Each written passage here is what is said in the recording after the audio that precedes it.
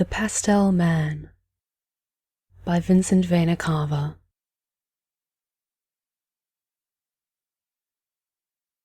Consider this a warning. In the event it ever comes to you during a moment of weakness, as it did me all those years ago, say no to the Pastel Man. It doesn't matter how much you love the person that it promises to help. Nothing is worth what it wants in return.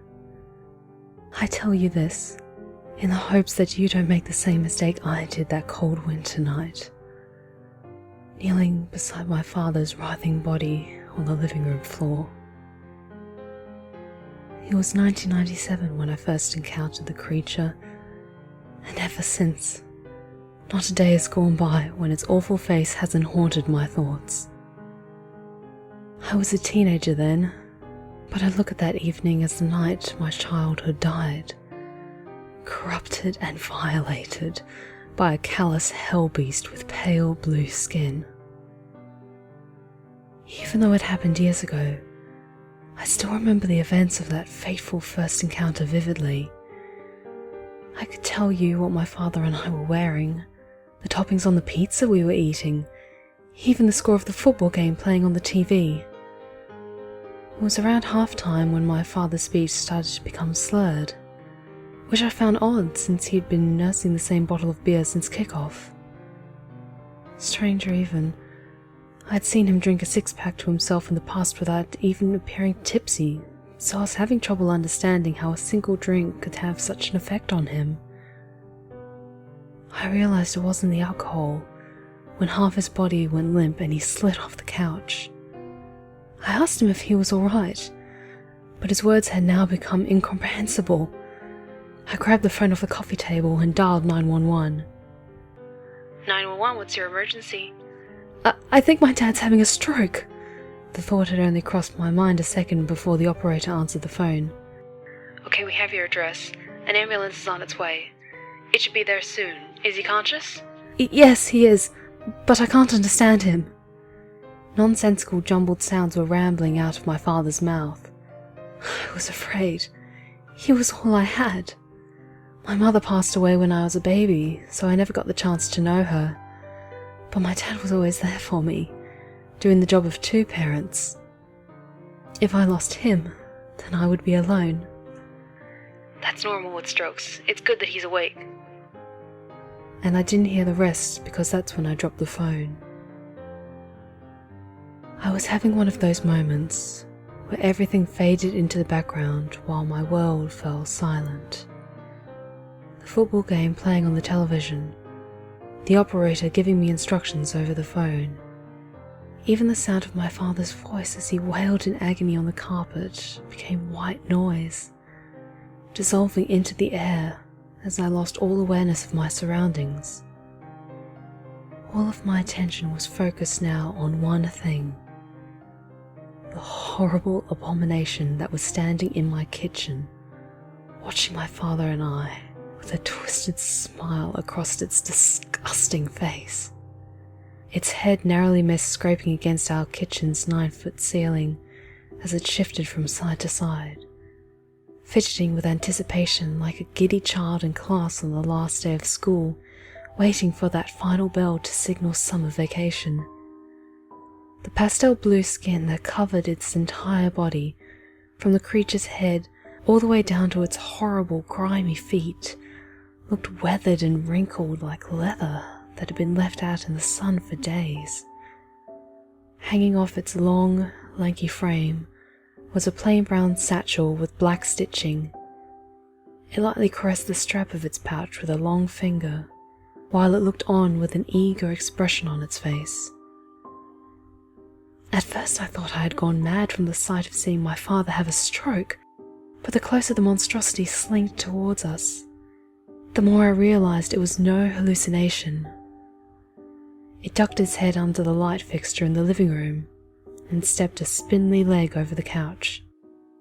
Though the monstrous freak of nature was clearly bipedal, it had moved down on all fours and appeared to be stalking us like some wild animal hunting its prey.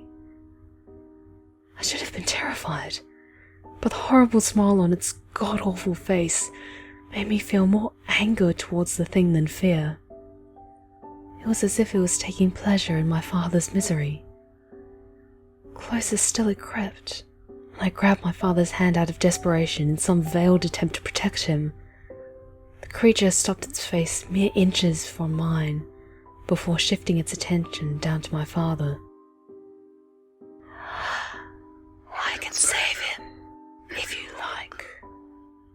I was taken aback. I'd prepared for the terrible thing to take a chunk of flesh out of my neck with its teeth, or slash me across the face with its black, crusty nails. But speaking to me was the last thing I expected. "He's dying, but I can save him, if you'd like." I sat there, mouth agape, cradling my father's head in my arm, and staring into the two pink, bulbous eyes that took up more than a third of the foul thing's face.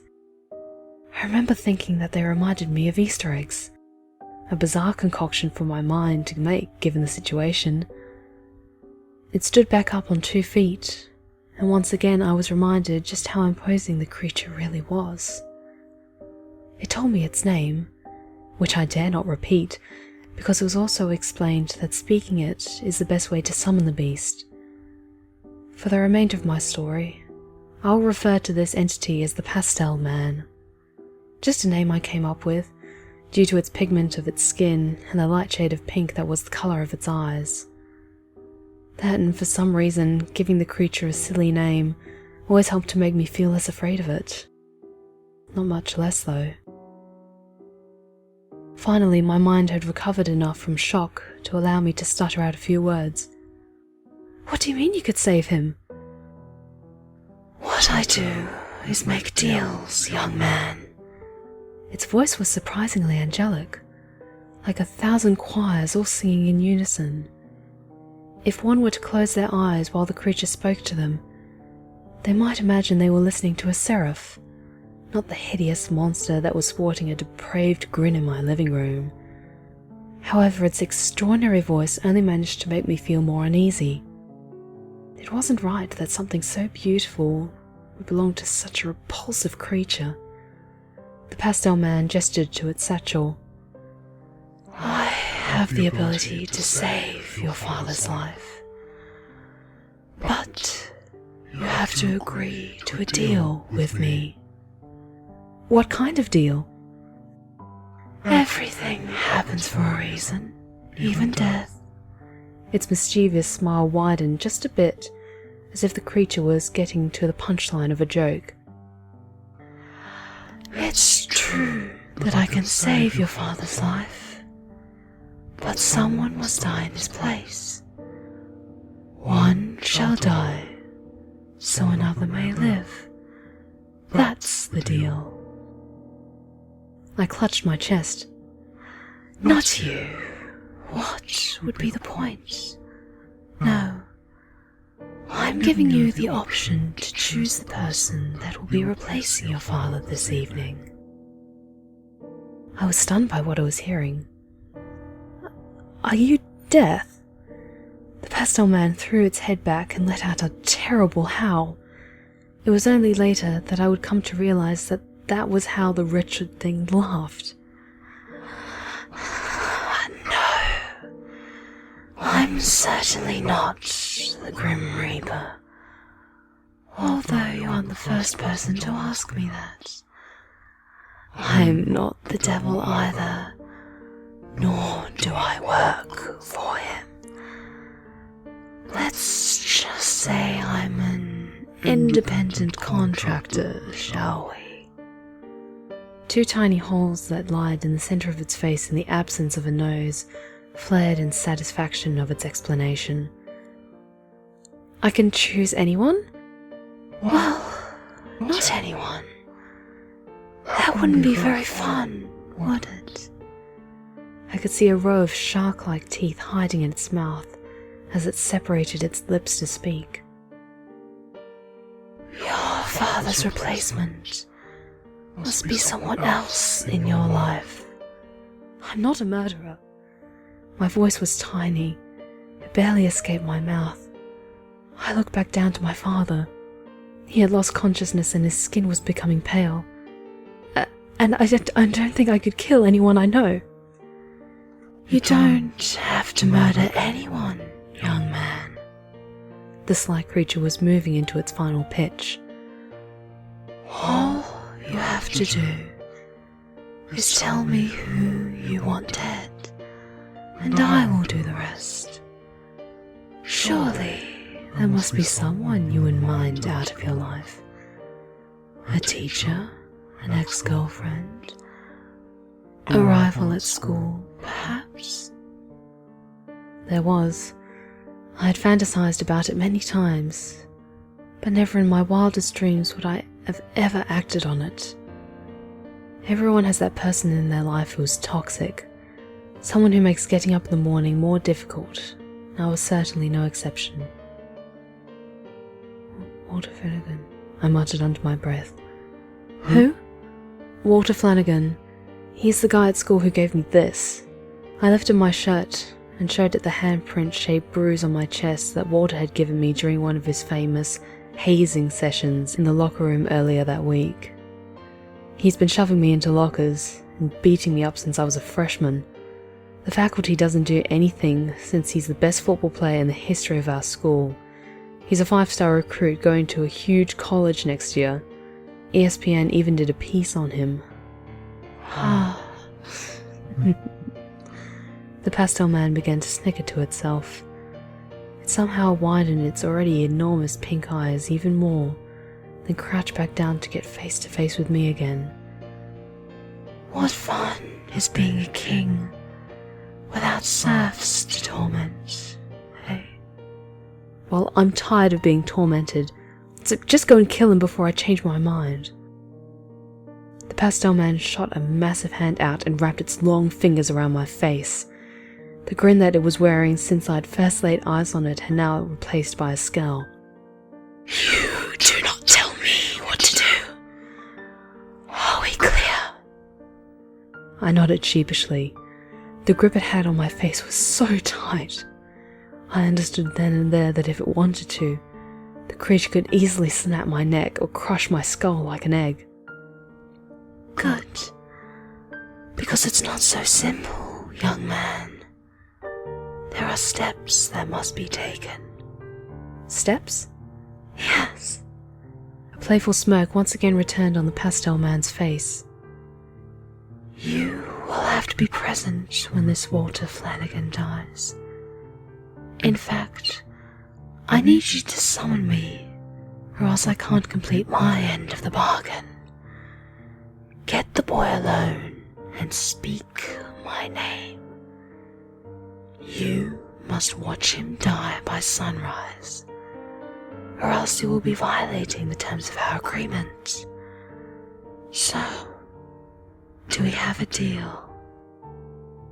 I nodded again, and the monster released its hold off my face before snatching my hand. Its giant paws swallowed my palm as we shook to cement the deal. Excellent. With this handshake, our deal is binding, young man. I watched curiously as the Pastel Man reached into its satchel and fumbled around until it found what it was looking for.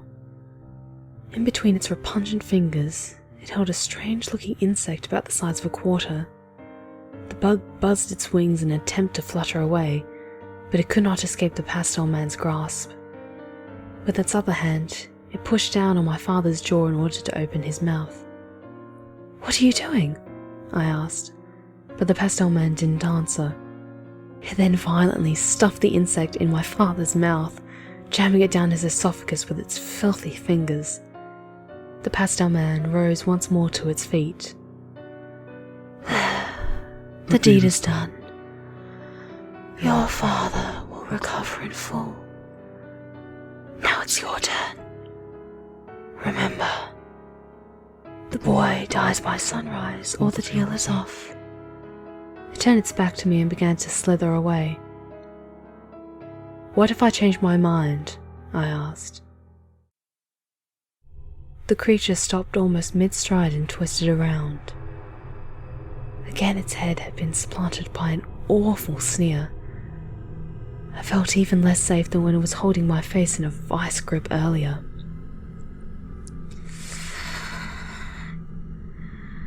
Your father's health has already been restored, so someone must replace him. One must die, so another shall live. That was the deal. If you fail to complete your end of the bargain, then that someone will be you. Believe me when I say this, young man. I don't need to be summoned once our deal has been broken. I will come for you. That is a promise. And when I do, you're going to wish you never crossed me. With that, it continued out the kitchen and through the back door. I chased after it, but by the time I got outside into the backyard, the thing had disappeared. It was only then that I spotted the lights of the ambulance as it pulled up across the street from my house. I flagged down the EMTs and led them to my father. It wasn't difficult to find Walter. I knew exactly where he was going to be, but I had completely lost track of time while waiting to hear from my father's doctors in the ICU. I had to hurry to Eddie Gillen's house. Eddie's parents were out of town, and he'd been talking all week at the school about the rager he was planning on throwing. There were two things I knew about Walter. One, Eddie was his best friend. Two, he never missed a party. It was somewhere about 3:30 a.m. when I pulled my car up to Eddie's. I parked a little ways down the street so I wouldn't be spotted. Because I'd gotten held up at the hospital, I feared I'd miss my chance to catch Walter. My concerns were alleviated when I saw his raised pickup truck still parked in the driveway. Another thought crossed my mind. What if Walter had gotten too drunk and passed out? I tried to think of a way to get into Eddie's and get Walter alone long enough for the Pastel Man to do whatever it was it had planned. Luckily for me, it wasn't too long before Walter stumbled out of Eddie's front door and climbed into his truck. I let out a sigh, having just escaped a potentially challenging problem. He pulled out and I followed behind, staying far enough away so that I wouldn't tip him off. He was drunk. Even from the distance I was tailing him, I could see his truck swerving in and out of its lane. The Pastel Man's otherworldly voice played itself over and over, like a heavenly broken record in my mind. You must watch him die by sunrise. I wondered if I even had the courage to summon the creature again. Seeing it once that night was traumatic enough. Could I really handle looking into its horrible face for a second time? And what about Walter? Even though he was a huge ass, he didn't deserve to die, and certainly not at the hands of that thing. It will kill you if you don't let it kill him. Just remember, you're doing this for Dad. I'm not sure if it was the little angel on my shoulder or the devil that was whispering in my ear. I looked out my driver's side window. A pink ribbon lined the horizon, the very first signs of sunlight making its presence known in the dark evening sky. In a couple hours, morning would arrive, and I would be too late to complete my end of the bargain. I would see the Pastel Man again, one way or another. Walter lived up in the foothills that side of town, where some of the wealthier people owned homes. I had been there once for a school project, one where I did all the work, and he ended up taking all the credit. We had come to a part of the road leading towards his house that cut through the wooded area. I knew there would be no houses for a stretch, so I decided that was where I would make my move. I sped up until I was tailgating the truck, then started flashing my bright lights and honking my horn. I was preparing to rear-end him in order to get him to stop driving, but it didn't even take that to get the job done. He must have been panicking. His truck started to swerve violently across the street before running off-road, sidesweeping a tree and coming to a complete stop. I pulled up behind him, then hesitated for a moment. A glimpse of the creature's grin flashed through my mind, causing me to shudder. I got out of the car, but left the engine running and my headlights on. "Hey, Walter!" I shouted. Walter's door jerked open and he jumped out of the truck to the ground below. Sean the shithead! He was confused, but clearly annoyed. Sean the shithead was the nickname he'd affectionately given to me on my second week of school. Within a month, he had the entire class calling me it. "You think that was funny? I'm gonna fuck you up, you little bitch!" He stormed towards me with both fists clenched. Again, doubts crossed my mind on whether or not I could pull the trigger. Guilt began to pump through my veins. Walter's life was about to end, and it was going to be because of me. Memories darted through my consciousness. All the after-school beatings I took at the hands of Walter, the Pastel Man's wicked smile, the look on my father's face when he kicked and screamed on the living room floor. Finally, those words, spoken through that unnervingly angelic voice of that terrible monster. "One must die, so another shall live." Walter was moving closer. It was now or never. I had to choose whether or not I would summon the beast before the decision was out of my hands. I shouted the Pastel Man's real name out in a burst of emotion aimed directly at the star football player. Walter paused for a moment, looking at me in confusion, then recollected himself and proceeded towards me again. The Pastel Man was nowhere to be seen. For the second time that evening, I wondered if I had gone insane. Could everything that had happened to me that night been in my head? What was real? Was my father even sick? Again I repeated the thing's name in an effort to summon it, but this time it did nothing to hinder Walter's pursuit of me. He violently shoved me against the hood of my car, grabbed hold of my shirt collar and spun me around. Walter raised his fist to hit me. I winced and put my hands up in order to prepare for impact. But he never struck me. It was only when I opened my eyes that I realized I wasn't crazy. Walter's face was white. His mouth hung open just as mine had when I first caught sight of the Pastel Man earlier that evening.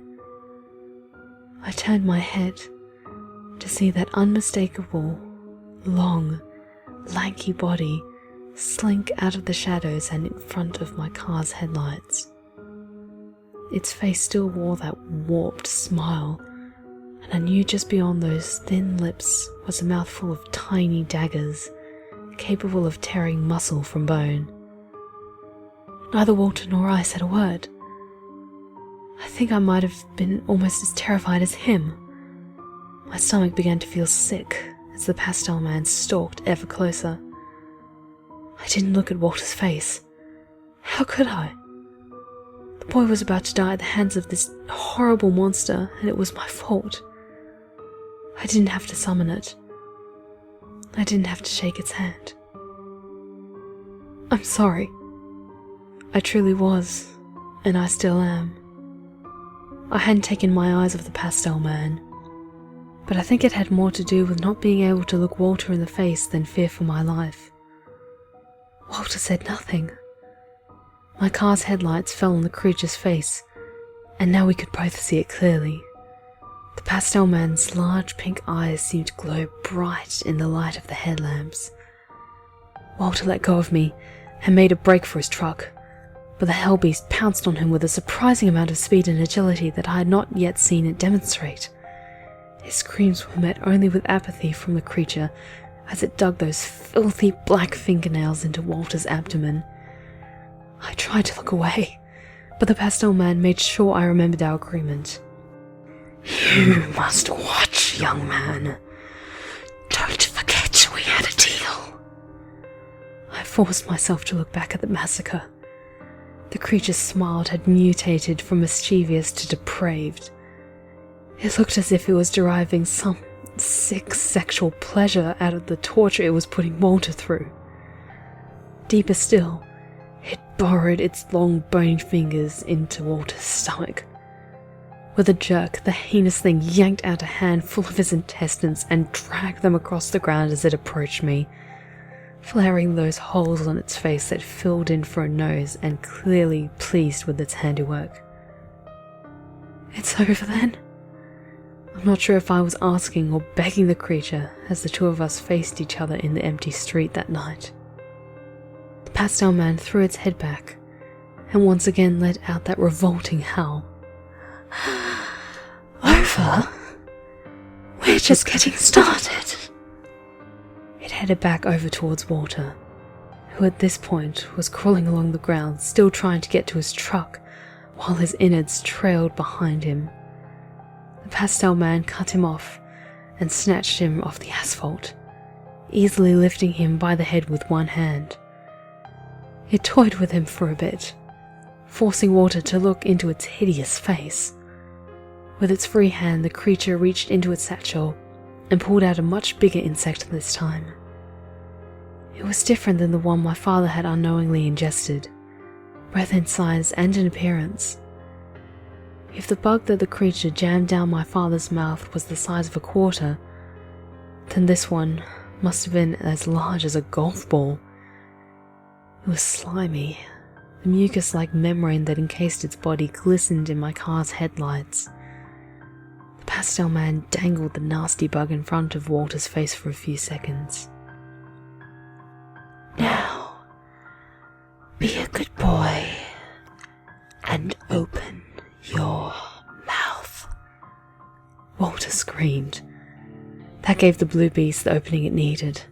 It thrust the slimy insect in his mouth and past his tonsils with its filthy fingers. I watched as Walter gagged, presumably on the oversized maggot, as it made its way down his throat. Soon he began to turn blue. I could tell he was choking to death, and even though I wanted to save him, there was nothing I could do. A minute later, and the Pastel Man dropped its lifeless body to the ground. It examined the carnage for a moment, pondering over it as if it were a masterpiece in an art gallery. Then the demon turned away, retreating back towards the shadows and disappearing into the night without saying a word. I stood there in the road, looking at the scene and still feeling sick to my stomach from what I just witnessed. I don't know what I expected to happen after the deed was done. There was no explosion, no brilliant light show where I would watch Walter's soul either being dragged down to hell or ascend upwards towards the heavens. Just a dead boy in the road. A dead boy and his murderer. The Pastel Man was the gun, but I pulled the trigger. In a way, there were two dead boys in the road that evening. I knew I didn't have time to dawdle. At any moment, a car could have come driving down the street and find me standing in the middle of that massacre. I sprinted back to my car and sped down the street towards town. The coroner attributed Walter's death to a drinking and driving accident, although there was understandably a lot of suspicion regarding the odd circumstances surrounding his demise. The autopsy revealed no evidence of the slimy bug that the Pastel Man had placed in Walter's throat. The town was devastated. I remember a candlelight vigil that was held in his honor. A couple of big news outlets covered his death because of Walter's status as an elite college football recruit. My father made a full recovery, and just a couple of days after his stroke was released from the hospital. I would go on to graduate high school and meet the love of my life the very first semester at my university. Her name was Diana, and she was the most beautiful girl I had ever seen. We married shortly after college, settled down, and had a wonderful boy named Matthew. However, I never forgot the hand I played in Walter's death. I've carried that guilt with me since the events of that night. No matter how much I wanted to, I couldn't forget. The Pastel Man wouldn't let me. He must have seen me as an easy patsy, because the creature has come to me again and again every time a loved one has been on the brink of death. offering me the same deal I accepted that first shameful night. Though the creature had been persistent in its pursuit of bloodlust, the image of Walter's gruesome death never left my mind and gave me the strength to say no to its propositions. Even years later, on the eve of my father's passing, I was able to refuse its proposal when the Pastel Man visited me in his hospital room. I've been cursed to have my soul tested to the day that I die by the Pastel Man. A test that for years I was able to persevere through, until one evening when my life began crumbling down, and once more the creature took advantage of me in a moment of weakness. Diana and Matthew were on their way back home from the airport after visiting my in-laws. I was swamped at work and had to pull an all-nighter in order to finish a project by its deadline, so my wife hailed a taxi rather than ask me to pick them up. It was around midnight, and I was alone in my office when I got a call from the police department. They told me that a drunk driver had collided with their cab on the highway coming back from the airport. My wife and the cabbie were killed on impact, and my son was in critical condition. I sat there at my desk, unable to move or formulate a coherent thought. It was then that I realized I wasn't by myself in the office anymore. Perched atop my boss's desk was the Pastel Man. That abhorrent smile still painted across its nasty, wrinkled face. It didn't need to make an offer. This I believe the creature already knew. "Can you save them?" I asked. Yes and no. "What do you mean? Just spit it out." The Pastel Man's smirk disappeared, and I could tell it was not pleased with my tone of voice. Memories of the vice grip it had on my face the last time I demanded something from the creature bled into my consciousness. Perhaps it realized I was past the point of threats, because instead of lunging at me as the creature had done in the past, it decided to clarify its cryptic response. I cannot pull someone back from death's clutches. Only save them before it gets hold of them. Your wife is dead. Now make your peace with that. Your son's life, on the other hand, can be salvaged. For a price, of course. I racked my mind. I couldn't think of a single person in my life who deserved to die at the hands of that pale blue monstrosity. Even someone as awful as Walter didn't deserve the gruesome fate he received that night due to my poor decision. But my son was all I had now, and he didn't deserve to die either. Not because someone else had made a poor decision that evening and got behind the wheel of a car they were too intoxicated to drive. The Pastel Man's glorious voice filled the room again. I seemed to be hearing it from all directions. The drunk driver that crashed into your family's cab is still alive, and in the very same hospital as your son. Why not him? For the first time that evening, I looked into the large pink eyes of the creature. "You said it has to be someone I know." Semantics. It just needs to be someone who has directly impacted your life. The moment he drove his car into your wife and son's taxi, you became a candidate. The Pastel Man flared the tiny holes on its face with glee, the way it always did when it was content with itself. "Fine, let's do it," I said. I shook its giant hand to make the arrangement official, and with that, the Pastel Man gave me the instructions to complete our deal. When I met with the doctors at the hospital, they updated me on the condition of my son. "We've done all that we can, but he's a fighter." The doctors feigned optimism, but I could see in their eyes that they didn't expect him to make it through the night. They led me to his room and gave me some time alone with him. The Pastel Man was already there when I entered, smiling down at his broken body. Quickly I shut the door behind me and nodded to the creature. It reached a gangly arm into its satchel and pulled out the same type of strange-looking insect it had shoved down my father's throat. I opened Matthew's mouth, and with 2 grubby fingers, the creature crammed the bug deep into his oral cavity. He will make a full recovery. Now, it's your turn. The Pastel Man waltzed behind the hospital curtain in my son's room. I knew I didn't have to check to see if it had disappeared. If it were to make another appearance at the hospital that evening, then it would be because I spoke its name. When I agreed to the bargain at my office, the Pastel Man had told me what room the driver was being kept in. His injuries were far less severe than Matthew's, so he was in a different wing of the facility. I could feel my heart pounding as I made my way towards this room. With each step, the beating in my chest grew louder. Again, that same feeling of guilt I had felt while I looked down at Walter's corpse lying in the middle of that road washed over me. I was about to take another person's life.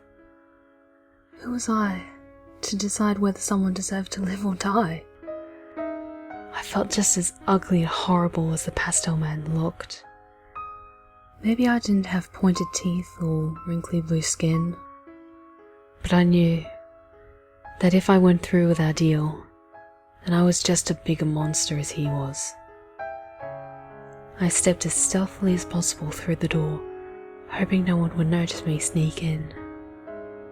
As I looked down at the face of the driver lying unconscious on his bed, I instantly felt that familiar sickness in my stomach.